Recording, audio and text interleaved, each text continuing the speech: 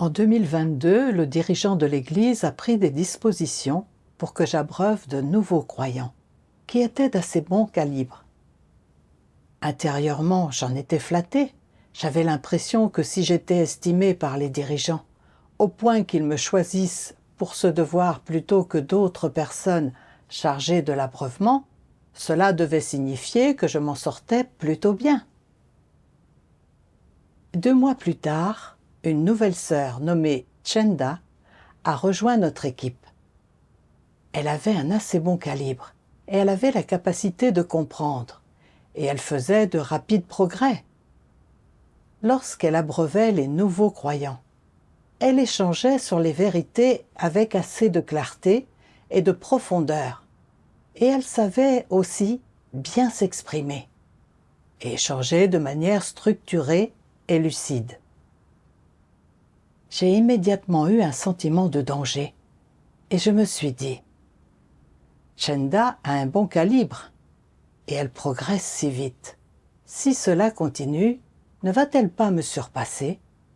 Dans ce cas, cela signifiera que je ne suis pas aussi bonne qu'elle, et quelle dignité me restera-t-il alors? Avec cette idée en tête, je me suis secrètement résolue à travailler dur pour m'équiper des vérités et améliorer mon expression orale, déterminée à ne pas la laisser me surpasser, quoi qu'il en coûte. Cependant, peu importe mes efforts, mes progrès étaient insignifiants. Lorsque je résolvais des problèmes, plus j'essayais de bien m'exprimer, plus je devenais incohérente, incapable même d'employer les capacités orales que je possédais déjà. En voyant que Chenda était capable d'échanger sur les vérités et de résoudre les problèmes, je me suis sentie très découragée. Quelque temps après, Chenda a été élue dirigeante d'équipe. J'ai été emplie de jalousie et j'ai eu l'impression que ma fierté était complètement détruite. Je l'ai détestée du fond du cœur, car j'avais l'impression que c'était sa présence qui me causait un tel trouble. Après cela, j'ai été morose tous les jours et je manquais d'enthousiasme dans mon devoir, allant jusqu'à me plaindre à Dieu de ne pas me donner un bon calibre comme le sien. Parfois, lorsque Chenda prenait des dispositions pour que je fasse certaines tâches, je me montrais peu coopérative et je lui manifestais ma mauvaise humeur. Lorsqu'elle soulignait les problèmes dans mon travail d'abreuvement, je me sentais réfractaire et je lui adressais des paroles assez dures. Plus tard, 2 autres sœurs ont rejoint notre équipe. Lorsque j'ai vu qu'elles sollicitaient de l'aide auprès de Chenda, au lieu de moi, cela m'a fait l'effet d'une gifle. J'en ai été très affectée et j'ai mis cela sur le compte de l'ombre qu'elle me faisait. Alors ma jalousie à son encontre s'est accrue encore davantage. En tant que dirigeante d'équipe, Chenda était responsable de l'exécution de toutes les diverses tâches. Lorsqu'elle se retrouvait débordée, elle me demandait d'aider à cultiver les nouveaux croyants. Je me suis dit, si je cultive correctement les nouveaux croyants, tout le mérite ne te reviendra-t-il pas? Alors, j'ai refusé en lui disant, c'est toi la dirigeante d'équipe, la formation des nouveaux croyants te revient. Au cours d'une réunion, Chenda a échangé sur le fait que la position de dirigeant d'équipe était exigeante et qu'elle envisageait de se retirer de ce devoir. En entendant cela, au lieu de réfléchir sur moi-même, j'ai tiré du plaisir de ces difficultés et je me suis intérieurement moqué d'elle en me disant « N'es-tu pas censé être meilleur que moi en toutes choses? Tu devrais donc tout gérer. » J'ai même offert ma démission à plusieurs reprises. Au bout du compte, j'ai été renvoyée de mon poste parce qu'en étant jalouse de ses capacités, j'exerçais une mauvaise influence sur l'équipe. Durant mes dévotions, j'ai lu un passage des paroles de Dieu. Dieu Tout-Puissant dit : la répression publique des personnes, l'exclusion des personnes, les attaques contre les personnes et l'exposition des problèmes des personnes par les antéchrists, toutes ces choses prennent des gens pour cible. Sans aucun doute, les antéchrists utilisent de tels moyens pour cibler ceux qui poursuivent la vérité et peuvent les discerner. En brisant ces personnes, ils atteignent leur objectif, qui est de renforcer leur propre position. Attaquer et exclure les personnes de cette manière est mal intentionné par nature. Leur langage et leur manière de parler sont agressifs. Exposition, condamnation, diffamation et calomnie malveillante. Ils déforment même les faits, parlant de choses positives comme si elles étaient négatives et de choses négatives comme si elles étaient positives. Inverser le noir et le blanc et mélanger le bien et le mal de cette façon permet aux antéchrists d'atteindre leur objectif de vaincre les gens et de ruiner leur réputation. Quel est l'état d'esprit à l'origine de cette attaque et de cette exclusion de ceux qui ne sont pas d'accord avec eux? La plupart du temps, il s'agit d'un état d'esprit jaloux. Dans un tempérament méchant, la jalousie s'accompagne d'une forte haine et à cause de leur jalousie, les antéchrists attaquent et excluent les gens.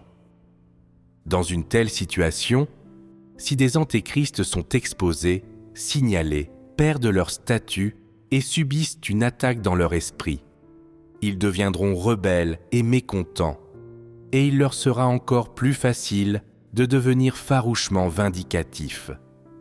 L'envie de vengeance est un type d'état d'esprit. C'est aussi un type de tempérament corrompu. Lorsque les antéchrists voient que ce que quelqu'un a fait leur a été préjudiciable, que d'autres sont plus capables qu'eux, ou que les affirmations et les suggestions de quelqu'un sont meilleures ou plus sages que les leurs, et que tout le monde est d'accord avec les affirmations et les suggestions de cette personne, les antéchrists sentent que leur position est menacée. La jalousie et la haine surgissent dans leur cœur, et ils attaquent et se vengent. Lorsqu'ils se vengent, les antéchrists portent généralement un coup préventif à leur cible. Ils sont proactifs en attaquant et en brisant les gens, jusqu'à ce que l'autre partie se soumette. Ce n'est qu'alors qu'ils ont le sentiment de s'être défoulés. Quelles autres manifestations d'attaque et d'exclusion existent-ils ? Déprécier les autres. Déprécier les autres est une des façons dont cela se manifeste. Quelle que soit la qualité de ton travail, les antéchrists te rabaisseront ou te condamneront quand même jusqu'à ce que tu sois négatif et faible et que tu ne puisses plus te tenir debout. Alors, ils seront heureux et ils auront atteint leur objectif. Dieu exposait que les antéchrists ont des tempéraments méchants, un cœur envieux et un puissant désir de statut. Lorsque quelqu'un dans leur entourage semble être meilleur qu'eux et met leur statut en péril, les antéchrists deviennent envieux et développent un esprit de revanche. Pour préserver leur statut, ils emploient diverses tactiques pour réprimer et exclure les contestataires. Je me suis souvenu que lorsque Chenda venait d'arriver, en voyant qu'elle avait un bon calibre et qu'elle me surpassait en toutes choses, et que les nouveaux membres de l'équipe gravitaient aussi autour d'elle et la tenaient en haute estime, je m'étais senti très mal. Et j'avais cru que c'était Chenda qui me causait un tel trouble. Alors, la jalousie et le ressentiment que je nourrissais envers elle éclataient de manière incontrôlable. Plus tard, lorsque Chenda avait pris des dispositions afin que je fasse certaines tâches, je n'avais pas coopéré. Je lui avais lancé un regard noir et je lui avais parlé d'un ton maussade. ce qui avait aussi affecté son état. Parfois, lorsque nous discutions de problèmes, je savais que ce que Chenda disait était aligné sur les principes, mais je m'accrochais délibérément à mes propres opinions et je refusais de les lâcher, allant jusqu'à inciter les autres à prendre mon parti contre elle, ce qui avait causé des retards dans le travail. J'avais su qu'il y avait beaucoup de travail et que Chenda, étant nouvelle dans le rôle de dirigeante d'équipe, faisait certainement face à de nombreuses difficultés, mais par jalousie. Je m'étais délibérément montrée récalcitrante en refusant de faire mon devoir afin de compliquer les choses pour elle et de saper son moral. En réfléchissant à ses comportements, j'ai compris que j'étais comme un antéchrist qui a un désir trop puissant de statut. Et j'ai vu que, quand quelqu'un avait menacé ma position, je m'étais sentie envieuse et revancharde, et j'avais eu un mépris total pour le travail de l'Église, et j'ai compris que mon tempérament était méchant et manquait d'humanité.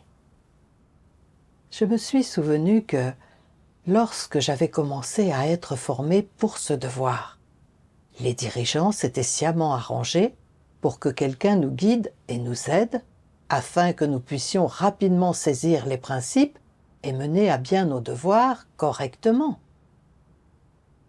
L'Église m'avait promu et cultivé de la sorte, mais je n'avais pas suivi le bon chemin, et j'avais cherché la gloire et le gain. J'avais cherché par tous les moyens à exclure mon opposante et à perturber le travail de l'Église. J'étais vraiment mauvaise. J'ai alors lu un autre passage des paroles de Dieu. Dieu Tout-Puissant dit « Si quelqu'un dit qu'il aime la vérité et qu'il poursuit la vérité, mais qu'en substance, le but qu'il poursuit est de se distinguer, de se mettre en valeur, de faire en sorte que les gens aient une haute opinion de lui, de réaliser ses propres intérêts et que le but de l'accomplissement de son devoir n'est pas de se soumettre à Dieu ni de le satisfaire, mais plutôt d'obtenir gloire, gain et statut. Alors sa poursuite est illégitime. Dans ce cas, s'agissant du travail de l'Église, ces actions sont-elles un obstacle ou contribuent-elles à le faire avancer ? Elles sont clairement un obstacle. Elles ne le font pas avancer. Certains brandissent la bannière de l'accomplissement du travail de l'Église. Pourtant, ils poursuivent leur gloire, gain et statut personnel, s'engagent dans leur propre entreprise, créent leur propre petit groupe, leur propre petit royaume. Sont-ils le genre de personne qui fait son devoir ? Essentiellement, tout le travail qu'ils font interrompt, perturbe et compromet le travail de l'Église. Quelle est la conséquence de leur poursuite de la gloire, du gain et du statut ? Premièrement, cela affecte la façon dont les élus de Dieu mangent et boivent la parole de Dieu normalement et comprennent la vérité. Cela entrave leur entrée dans la vie. Cela les empêche d'emprunter la bonne voie de la foi en Dieu et les conduit sur le mauvais chemin, ce qui nuit au peuple élu de Dieu et le mène à la ruine. Et quelle en est finalement l'incidence sur le travail de l'Église ? C'est une perturbation, une détérioration et un démantèlement. Telle est la conséquence de leur poursuite de la gloire, du gain et du statut. Lorsqu'ils font leur devoir de cette manière, cela ne peut-il pas être défini comme suivre le chemin d'un antéchrist ? Quand Dieu demande aux gens de renoncer à la gloire, au gain et au statut, ce n'est pas parce qu'il retire aux gens le droit de choisir librement. C'est plutôt parce que, tout en poursuivant la gloire, le gain et le statut, les gens interrompent et perturbent le travail de l'Église et l'entrée dans la vie des élus de Dieu. Et ils peuvent même avoir une influence sur le fait que davantage de personnes mangent et boivent les paroles de Dieu et comprennent la vérité et atteignent le salut de Dieu. c'est un fait indéniable. Quand les gens poursuivent leur propre gloire, gain et statut, il est certain qu'ils ne poursuivront pas la vérité et ne mèneront pas à bien leur devoir avec dévouement. Ils ne parleront et n'agiront que pour la gloire, le gain et le statut, et tout le travail qu'ils feront, sans aucune exception, sera fait avec le souci de ces choses. Se comporter et agir de cette manière est évidemment emprunter le chemin des antéchrists. Cela interrompt et perturbe l'œuvre de Dieu, et toutes les diverses conséquences de ce comportement entravent la diffusion de l'évangile du règne et la mise en œuvre de la volonté de Dieu au sein de l'Église. Donc, on peut dire avec certitude que ceux qui poursuivent la gloire, le gain et le statut empruntent le chemin de la résistance contre Dieu.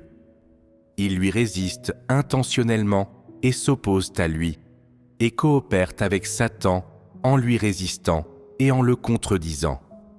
Telle est la nature de la poursuite de la gloire, du gain et du statut par les gens. L'erreur chez les gens qui poursuivent leurs propres intérêts est que les buts qu'ils poursuivent sont des buts sataniques, et ce sont des buts malveillants et injustes. Lorsque les gens poursuivent des intérêts personnels comme la gloire, le gain et le statut, ils deviennent, sans s'en rendre compte, des instruments de Satan, des relais de Satan, et plus encore, des incarnations de Satan. Ils jouent un rôle négatif dans l'Église, sur le travail de l'Église, sur la vie normale de l'Église et sur la poursuite normale des élus de Dieu. L'effet qu'ils exercent est de déranger et de nuire. Ils ont un effet défavorable et négatif. Je pensais que la recherche de réputation et de statut n'était que l'échec personnel de quelqu'un à poursuivre la vérité et que cela ne causerait des pertes qu'à sa propre vie, sans affecter les autres.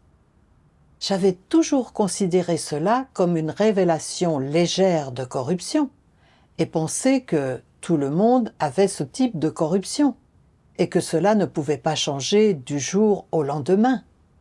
Cela devait se faire graduellement. Je n'avais pas compris pourquoi Dieu déteste tant la poursuite de réputation et de statut. Après avoir lu ce passage des paroles de Dieu, j'ai pris conscience du fait qu'en poursuivant la réputation et le statut, on n'endommage pas seulement sa propre vie, mais on perturbe aussi le travail de l'Église. Chenda était la dirigeante d'équipe, et j'aurais dû la soutenir et coopérer avec elle dans son travail. Cependant, par jalousie, je n'avais délibérément pas coopéré avec ses arrangements de travail, et j'avais compliqué les choses pour elle, ce qui avait affecté le travail d'abreuvement. Lors de discussions autour de problèmes, même si je savais que son échange était correct, j'avais peur qu'en l'écoutant, je paraisse inférieure et je perde la face. Alors, je m'étais obstinément accrochée à mes propres opinions, ce qui avait eu pour conséquence de retarder le travail. J'avais même été délibérément récalcitrante, j'avais refusé de travailler et de faire ne serait-ce que les choses dont j'étais capable, reléguant le travail à Chenda afin de la mettre sous pression. En apparence, il semblait que j'avais rivalisé avec les autres au nom de la gloire et du gain. Mais en réalité, j'avais résisté à Dieu. J'avais satisfait ma vanité au prix de retard dans le travail de l'Église. Alors seulement, j'ai compris que de nombreux antéchrists sont expulsés, non pas tant parce qu'ils poursuivent la réputation et le statut, ou parce qu'ils ont des tempéraments corrompus, mais parce que dans leur poursuite de gloire et d'un statut, ils ne reculent devant rien pour réprimer les autres et leur compliquer la vie, en perturbant le travail de la maison de Dieu et en commettant de nombreux actes malfaisants. Par essence, mes actes avaient été les mêmes que ceux des antéchrists. Si je ne me repentais pas, je finirais par être expulsé de l'Église pour mes nombreux actes malfaisants. En réfléchissant sur cela, j'ai eu peur. À ce moment-là, je me suis senti assez abattu et je me suis demandé si je pouvais encore espérer être sauvé après avoir fait tant de mal et si Dieu se servait de cette situation pour me révéler et m'éliminer. Plus tard, j'ai lu un passage des paroles de Dieu. Dieu Tout-Puissant dit « Aujourd'hui, vous n'êtes pas simplement capable de voir Dieu, mais plus important encore, vous avez reçu le châtiment et le jugement. Vous avez reçu le salut le plus profond, c'est-à-dire que vous avez reçu le plus grand amour de Dieu. Tout ce que Dieu fait est amour véritable envers vous. Il n'a pas de mauvaise intention. C'est à cause de vos péchés qu'il vous juge, afin que vous puissiez réfléchir sur vous-même et recevoir cet immense salut. Toute cette œuvre est faite dans le but de rendre l'homme complet. Du début à la fin, Dieu a fait tout son possible pour sauver l'homme, et il n'a simplement aucun désir de détruire complètement les hommes qu'il a créés de ses propres mains. Aujourd'hui, il est venu parmi vous pour œuvrer. N'est-ce pas d'autant plus le salut ? S'il vous haïssait, ferait-il quand même une œuvre d'une telle ampleur pour vous guider personnellement ? Pourquoi devrait-il souffrir ainsi ? Dieu ne vous hait pas, ni n'a de mauvaises intentions à votre égard. Vous devriez savoir que l'amour de Dieu est le plus réel. C'est seulement parce que les gens sont rebelles qu'il doit les sauver par le jugement. Sinon, il serait malgré tout impossible de les sauver. Après avoir lu les paroles de Dieu, je me suis senti très ému et j'ai réalisé à quel point j'avais été déraisonnable. Si j'avais été renvoyé ce jour-là, c'était parce que j'avais cherché la gloire et le gain, et parce qu'au lieu d'emprunter le droit chemin, j'avais commis des méfaits et perturbé le travail de l'Église. Je devais donc accepter la discipline et le châtiment, plutôt que de comprendre l'intention de Dieu de travers. J'ai aussi réfléchi sur la raison pour laquelle j'avais été capable de commettre de tels actes malfaisants. En plus d'avoir un puissant désir de réputation et de statut, j'étais totalement dénué d'un cœur qui craint Dieu. Chaque fois qu'un événement avait mis en danger ma réputation et mon statut, j'avais tendance à agir de manière obstinée, à commettre des méfaits et à résister à Dieu. J'ai aussi lu un autre passage des paroles de Dieu. Dieu Tout-Puissant dit « Donc, si une personne a bien un cœur qui craint Dieu, comment se comportera-t-elle ? Elle n'agira pas imprudemment ou selon son bon vouloir. » Ces deux mots conviennent assez bien. Alors, comment mettez-vous en pratique le fait de ne pas agir imprudemment ou selon votre bon vouloir ? Nous devons avoir un cœur qui cherche.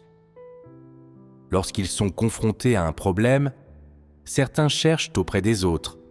Mais quand ce que leur interlocuteur dit est conforme à la vérité, ils ne l'acceptent pas. Ils ne sont pas capables d'obéir. Et, dans leur cœur, ils se disent « Je suis normalement meilleur que lui. Si j'écoute sa suggestion cette fois-ci, ne paraîtra-t-il pas supérieur à moi ? Non, je ne peux pas l'écouter en ce qui concerne ce sujet.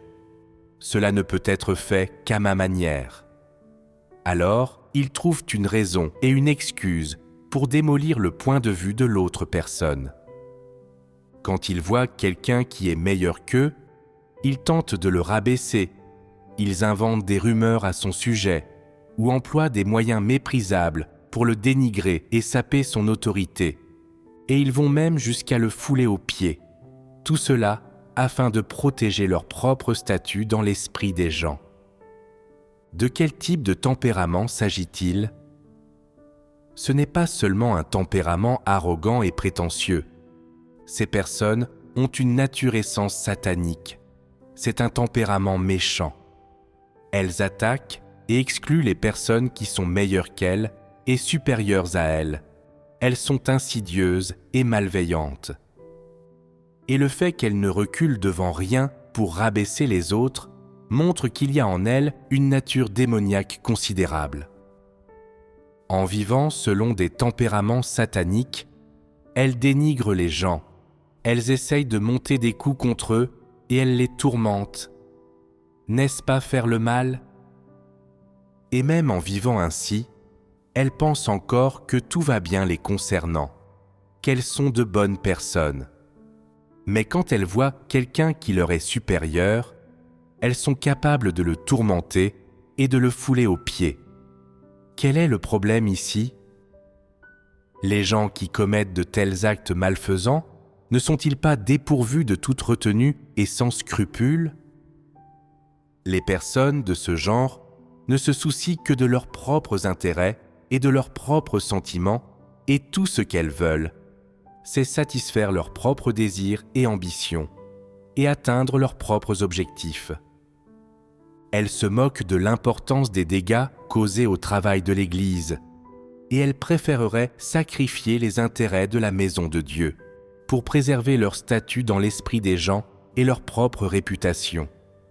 Ce genre d'individu n'est-il pas arrogant et présomptueux, égoïste et méprisable ? De tels individus sont non seulement arrogants et présomptueux, mais ils sont aussi extrêmement égoïstes et méprisables. Ils n'ont absolument aucune considération pour les intentions de Dieu. Ces gens-là ont-ils un cœur qui craint Dieu ? Ils n'ont pas du tout un cœur qui craint Dieu. C'est pourquoi ils agissent sans scrupule et font tout ce qu'ils veulent, sans aucune culpabilité, sans aucune crainte, sans aucune appréhension ni préoccupation, et sans tenir compte des conséquences. C'est ce qu'ils font souvent, et c'est ainsi qu'ils se sont toujours conduits. Quelle est la nature d'un tel comportement ? Pour faire simple, de tels individus sont bien trop jaloux et ont un désir bien trop ardent de réputation et de statut personnel. Ils sont trop fourbes et insidieux. Pour le dire plus sévèrement, l'essence du problème est qu'ils n'ont pas le moins du monde un cœur qui craint Dieu. Ils ne craignent pas Dieu, ils se croient de la plus haute importance et considèrent tout ce qui les concerne comme étant plus élevé que Dieu et que la vérité. Dans leur cœur, Dieu ne mérite pas d'être mentionné et il est insignifiant. Et Dieu n'a absolument aucune place dans leur cœur. Ceux qui n'ont pas de place pour Dieu dans leur cœur et qui n'ont pas un cœur qui craint Dieu, peuvent-ils mettre la vérité en pratique ? Absolument pas. Donc, quand habituellement ils s'affairent avec zèle et fournissent beaucoup d'efforts, que font-ils ? Des gens comme ceux-là prétendent même avoir renoncé à tout pour se dépenser pour Dieu et avoir beaucoup souffert. Mais en fait, le motif, le principe et l'objectif de toutes leurs actions visent à servir leur propre réputation et leur propre statut, à préserver tous leurs intérêts. Diriez-vous ou ne diriez-vous pas que ce genre de personne est terrifiante ? Quel genre de personne croit en Dieu depuis de nombreuses années et n'a pourtant pas un cœur qui craint Dieu ? N'est-ce pas là quelqu'un d'arrogant à l'extrême ? N'est-ce pas un Satan ? Et quelles sont les choses les plus dépourvues d'un cœur qui craint Dieu ? Mis à part les bêtes, ce sont les gens malfaisants et les antéchrists, de l'acabit des démons et de Satan. En lisant les paroles de Dieu, j'ai senti une profonde douleur dans mon cœur et j'ai vu que j'étais exactement le type de personne qu'il avait exposé. Le type de personne dénuée d'un cœur qui craint Dieu. Dieu disait que seules les bêtes, les personnes malfaisantes, les antéchrists, les démons et les satans étaient totalement dénués d'un cœur qui craint Dieu. et je pouvais sentir la détestation et la haine de Dieu envers de telles personnes. En y réfléchissant, même si je croyais en Dieu, il n'y avait aucune place pour lui dans mon cœur. J'avais toujours priorisé ma propre réputation et mon propre statut, allant jusqu'à réprimer et exclure les autres par tous les moyens possibles. En voyant que Chenda avait un meilleur calibre que moi, j'étais devenue envieuse et je m'étais comparée à elle en toutes choses. Après que Chenda était devenue dirigeante d'équipe, j'avais eu l'impression que son arrangement des tâches portait atteinte à ma fierté parce que j'avais effectué le travail d'abreuvement depuis plus longtemps qu'elle. Alors, j'avais délibérément refusé de coopérer avec elle et je lui avais rendu la vie impossible. Même durant des discussions, j'avais toujours sauvé la face en refusant d'accepter les suggestions pertinentes qui venaient d'elle, de peur qu'en l'écoutant, je paraisse inférieure à elle. Au final, en voyant qu'elle me surpassait en tout point et que je ne pouvais pas l'éclipser, j'avais eu le sentiment de ne plus avoir de chance de me démarquer dans l'équipe. Alors j'étais devenue délibérément récalcitrante et résistante en faisant mon devoir. Cela révélait que je n'avais pas un cœur qui craint Dieu et que je manquais d'humanité.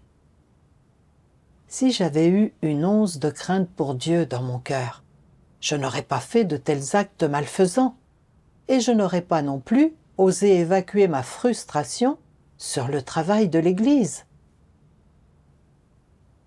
Non seulement je n'avais pas fait mes devoirs avec sincérité, mais j'avais aussi perturbé les autres dans l'exécution des leurs, et j'avais perturbé le travail de l'Église. Comment cela pouvait-il ne pas provoquer la détestation de Dieu? Ce renvoi était le résultat du tempérament juste de Dieu qui s'abattait sur moi. Je l'avais mérité. J'ai eu un profond sentiment de remords et de culpabilité, et j'ai silencieusement prié Dieu, je me suis confessée et me suis repentie. Ensuite, j'ai essayé de trouver un moyen de résoudre mon problème de jalousie à l'encontre de ceux qui sont talentueux et compétents, et de me débarrasser de mon ambition de poursuivre la réputation et le statut. Un jour, j'ai lu les paroles de Dieu. Dieu Tout-Puissant dit « Les dons et les aptitudes avec lesquels les gens naissent sont accordés par Dieu. Ils ont été préordonnés par Dieu il y a longtemps. Si Dieu t'a rendu stupide, alors il y a une signification à ta stupidité. S'il t'a rendu intelligent, alors il y a une signification à ton intelligence. Quels que soient les points forts que Dieu t'a donnés, peu importe pourquoi tu es doué, quel que soit ton QI, Dieu avait un but à les faire ainsi. Toutes ces choses ont été préordonnées par Dieu. Le rôle que tu joues dans ta vie et le devoir que tu peux faire ont eux aussi été préordonnés par Dieu il y a longtemps. Certains voient que d'autres ont des points forts qu'eux n'ont pas et s'en indignent. Ils veulent changer les choses en apprenant plus, en voyant plus et en étant plus diligents. Mais il y a une limite à ce qu'ils peuvent accomplir, quelle que soit leur diligence, et ils ne peuvent pas surpasser ceux qui ont des dons et des points forts. Tu as beau faire des efforts, c'est inutile. Dieu t'a préordonné à être d'une certaine façon, et c'est ainsi que tu es. Il donne à chacun des dons et des points forts différents, et personne ne peut rien y changer. Quel que soit le domaine dans lequel tu es bon, c'est là que tu dois faire plus d'efforts. Quel que soit le devoir auquel tu es apte, c'est ce devoir que tu dois faire. N'essaie pas de te forcer dans des choses pour lesquelles tu n'es pas bon, et n'envie pas les autres. À chacun sa fonction. Ne pense pas pouvoir tout faire bien. Ne pense pas être parfait et meilleur que les autres. Ne désire pas sans arrêt les remplacer et te mettre en valeur.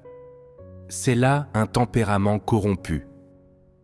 Lorsque tu as un tempérament comme cela, tu essaies toujours de maintenir les autres en état d'infériorité, de les devancer, de rivaliser et d'arracher quelque chose aux autres.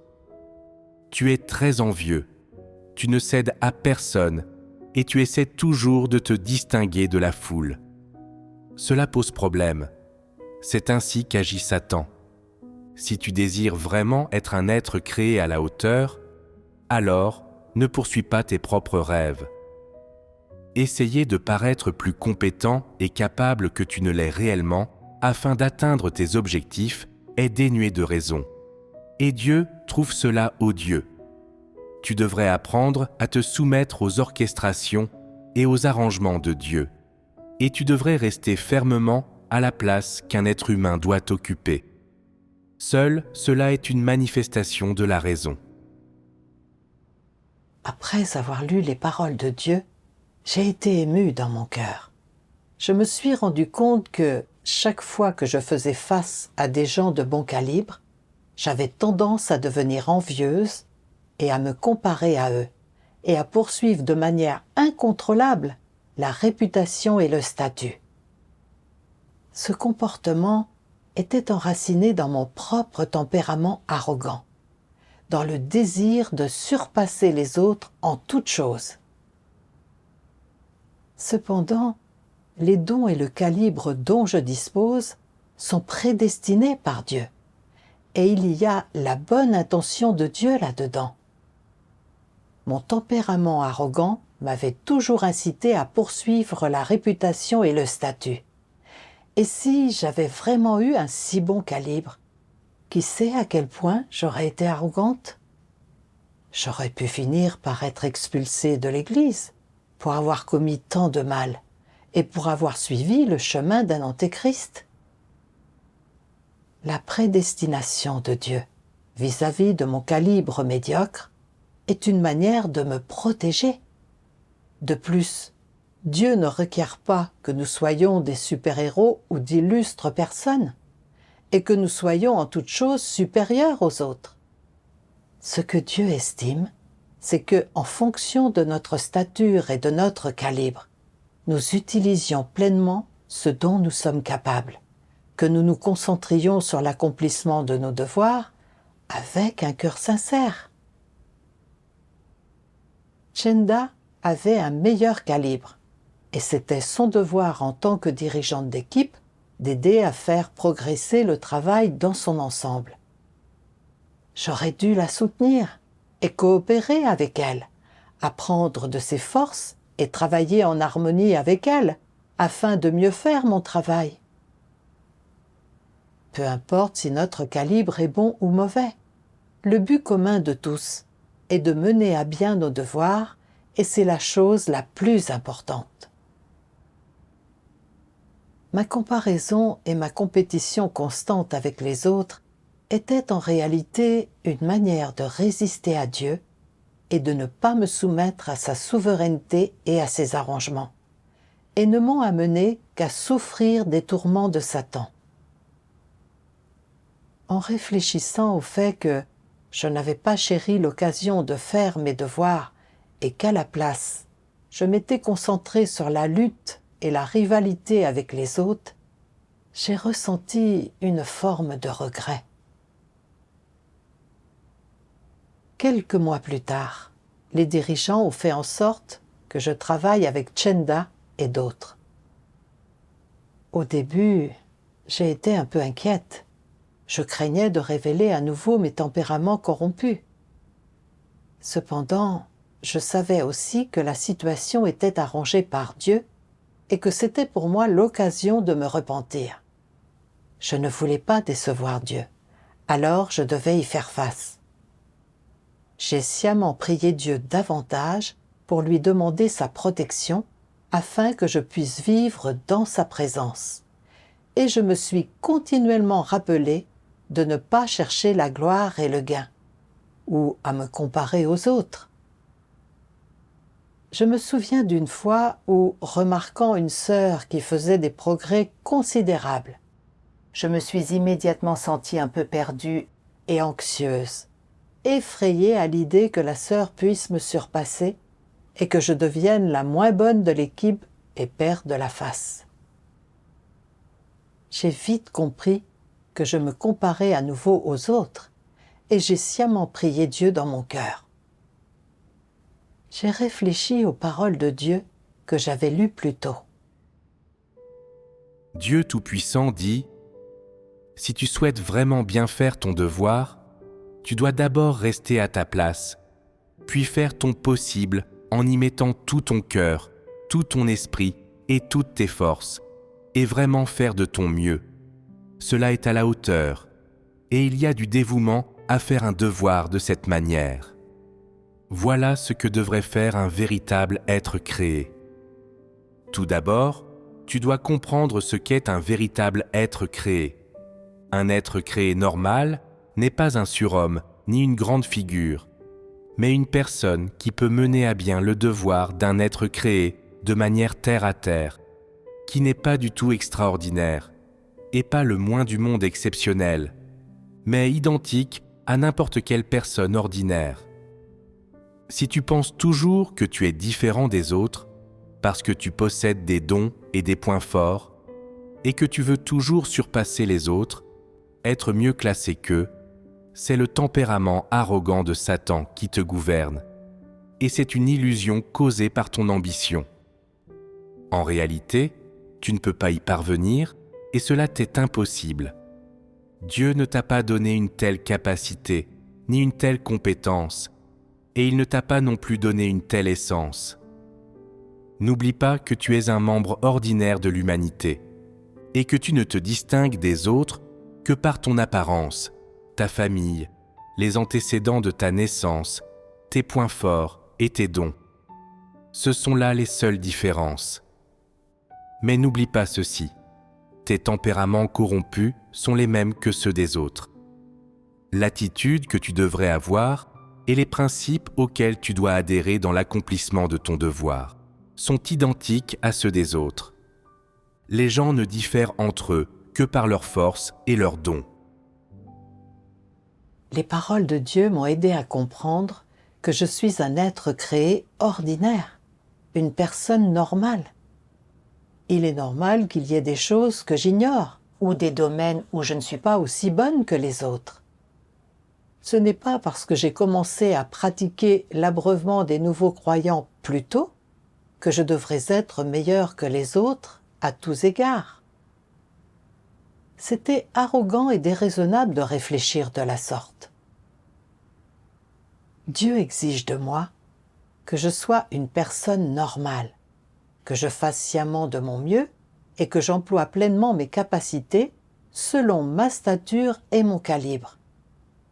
D'autant que Dieu a donné à chaque personne un calibre et des atouts différents.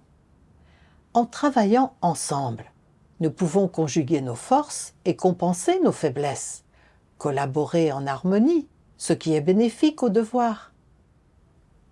Si la sœur a des compétences que je n'ai pas, je devrais apprendre d'elle, et c'est également ainsi que Dieu compense mes défauts. Le fait de comprendre les intentions de Dieu m'a apporté un réel soulagement, et je me suis peu à peu concentrée davantage sur mes devoirs. Lorsque je me suis à nouveau retrouvée face à Chenda, j'ai été capable de la soutenir dans son travail et de coopérer harmonieusement avec elle. Lorsque je rencontrais des choses que je ne comprenais pas, j'étais prête à mettre ma fierté de côté et à chercher conseil auprès d'elle.